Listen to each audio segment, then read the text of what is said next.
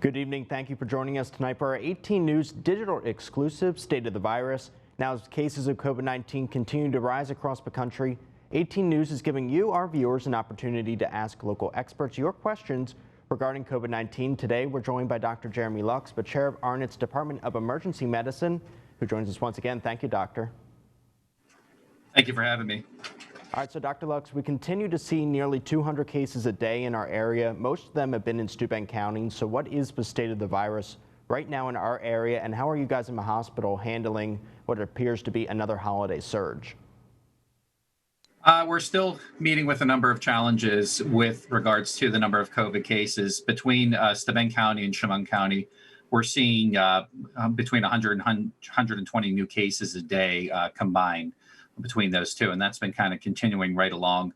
It's right now being managed. We're not overwhelmed in our current system, but it is getting a little bit taxing because we normally have a surge of patients on any given January, just because the acuity of respiratory illnesses and other problems tends to go up this time of the year anyways. And so that, combined with the increase in volume from COVID, as far as critical care and acuity, does make things more challenging. We're going to go to our first viewer question here. This viewer is asking about what happens if a family member in their house tests positive. They said if 3 people in the household and 1 test positive, a week later the other 2 test positive, is that going to extend the first person's quarantine or anyone's quarantine? And doctor, how should a family deal with having a potential COVID case in their home?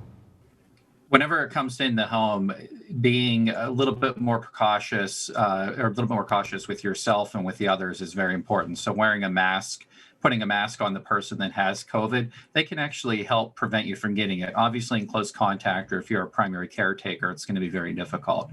If somebody is healthy enough to care for themselves and you're able to somewhat isolate them from other household members, or especially if you have household members that are susceptible to having severe illness from coronavirus, it may be beneficial to try to keep them separated out or find alternative arrangements for their living. Now, they should be quarantined from others also during that time.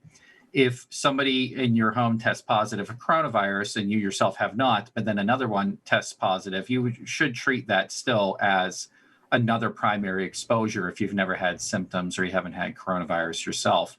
It's really just about being precautious, safe practices, sanitizing your hands, and the like. Another viewer sent us in this question asking about people in the hospital who unfortunately may not be able to recover. Joan from Corning asked, what happens to those patients who are listed under a crisis protocol as unable to treat? Are those people sent home for comfort care? Are they placed in a different kind of comfort care? Or are they just in the hospital until they unfortunately pass away? This is an unfortunate topic, but one that has been discussed many times through the hospital, especially when we're in our preparedness phase back in March of last year. We have not had to enact any kind of crisis protocols at our facility at this point. Anyone that needed or has required treatment has all received that said treatment. As far as what to do if somebody is unable to recover it, or it looks like the overall prognosis is not great, that's an individual decision that is a discussion with the family, looking at a patient's prior wishes if they're unable to communicate them, and then with the healthcare providers taking care of them. Just like it would be for any other illness, be it anything from cancer to severe pneumonia, sepsis, not just coronavirus. But just because it's coronavirus, there has, in our region, has not had any limitations on the delivery of care at this point. And if it looks like it's something that has not the greatest chance for recovery, that's where everyone just needs to talk about what somebody would want. As far as the discussion on comfort care or hospice care, there are different ways to do that. That can be something that can be done in hospital. If it can be set up at home, it can be done in home, and there are other facilities too. Coronavirus makes things a little bit different as far as trying to be transferred to an outlying facility or a nursing facility for those kinds of things because of the risk of other people coming in contact and getting coronavirus. But it can be done at home and somewhat in the hospital too, but it's a case-by-case basis, and it's certainly just dependent on the wishes of the family and resources available. All right, doctor, on a lighter note, we are starting to see the vaccine rolling out to more and more people. What can you tell us about this new phase of the vaccine and what we're seeing in the rollout so far? It's certainly been kind of exciting times as far as with getting the vaccine in. A lot of our healthcare workers have been vaccinated, a lot of frontline individuals, and we vaccinated over 4,000 individuals in the region already.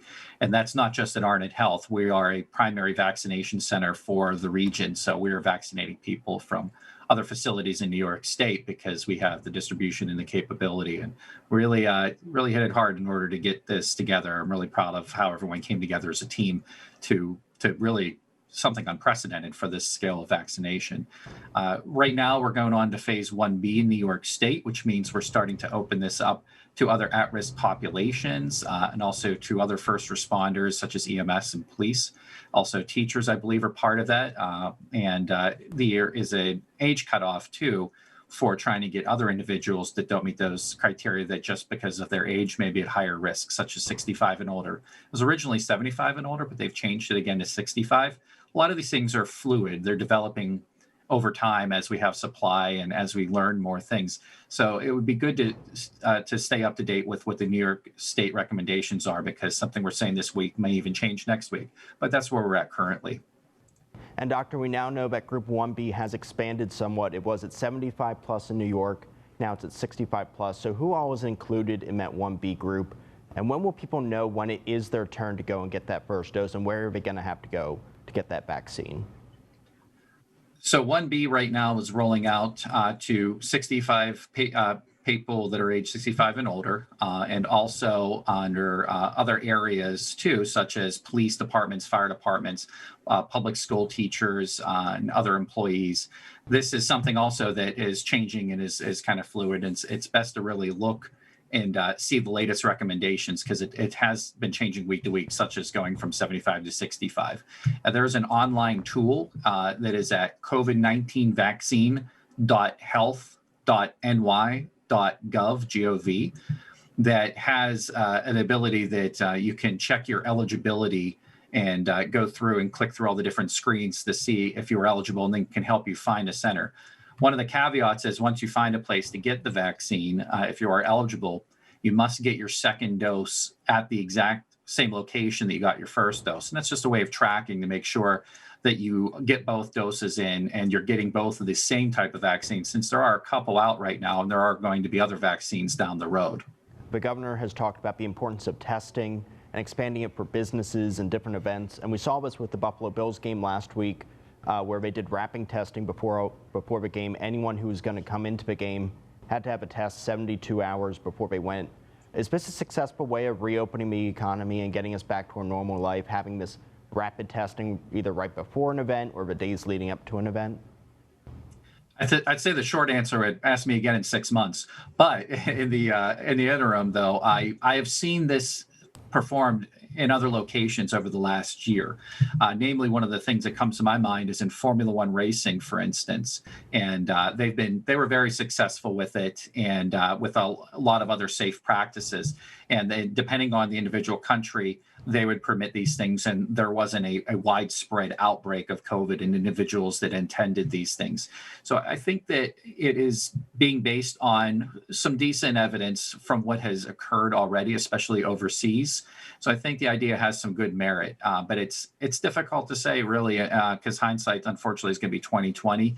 But they're putting a lot of thought into this, and these are important things for the economy. So I'd put a little bit of stock into it and see where it goes. We have a couple more viewer questions about the vaccine. This one from Michael in Elmira. He asks, if you receive a vaccine, do you need to quarantine for 10 days after getting both of those injections? If you receive the vaccine and you have somebody you come into contact with coronavirus, it's a first-degree contact, I would say that you would have to still, at this time, the recommendations would be to quarantine, because the first dose of the vaccine approaches about 50% efficacy, or how effective it is, in about a week or so, probably 2 weeks to be safe. After the second dose, after a couple of weeks, you go up to upwards of 95% effective. So, but it's not 100%, and there still is that time frame. As far as just getting the vaccine, there is no quarantine required just for getting the vaccine. It's not the type of vaccine where you have any potential of getting a coronavirus infection from. It's not even a whole particle of a virus. It's just a very small portion so that your body can recognize it and say, hey, that's not good for me, and we'll fight off the virus if you try to get it later.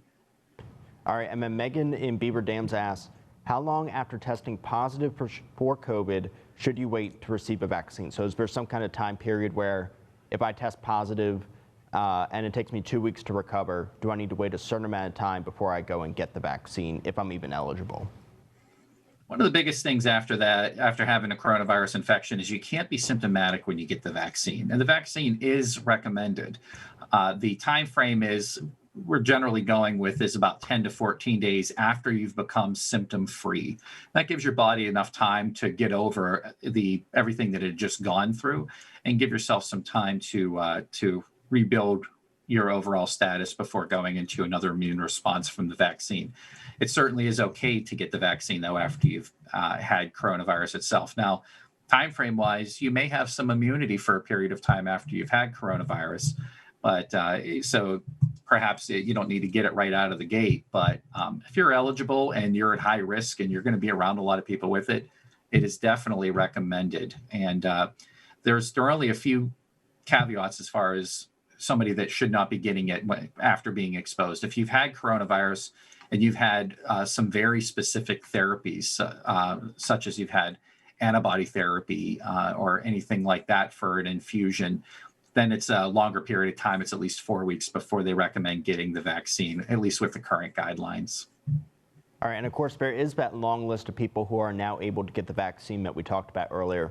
There are still questions about pregnant women or children, where can they get tested for COVID? Can they get the vaccine? So what is the rules typically for pregnant women and children when it comes to getting tested and then ultimately getting the vaccine?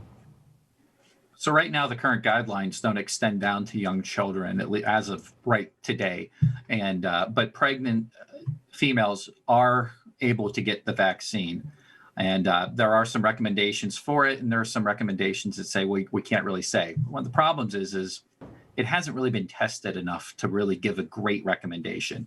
Based on the way that it works and a little bit of testing, it seems to be safe for women, but we haven't had a lot of children born after having the vaccine, after the mother has had the vaccine while pregnant.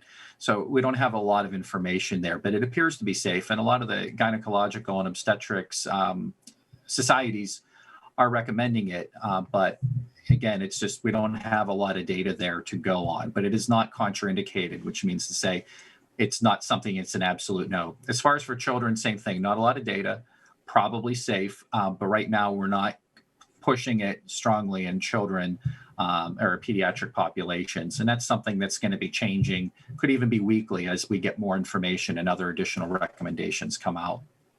Okay, so earlier in our show here, we talked about what's happening at these local hospitals and the rising number of cases. What do you need the public to know right now? And what do we need to start doing even more, whether it's social distancing more or wearing our masks more as we go into the new year? And what is your message for everyone right now as we continue to see this large influx of cases in our area? So the biggest thing is don't become complacent. This has been going on for a while, and this is not a sprint. This is a marathon.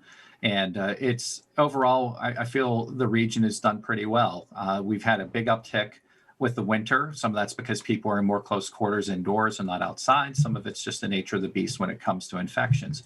But the other thing are the holidays and gatherings. And as the longer this goes on, people kind of run out of steam, so to speak. And mask wearing may go by the wayside. You're not remembering to wash your hands when you go out.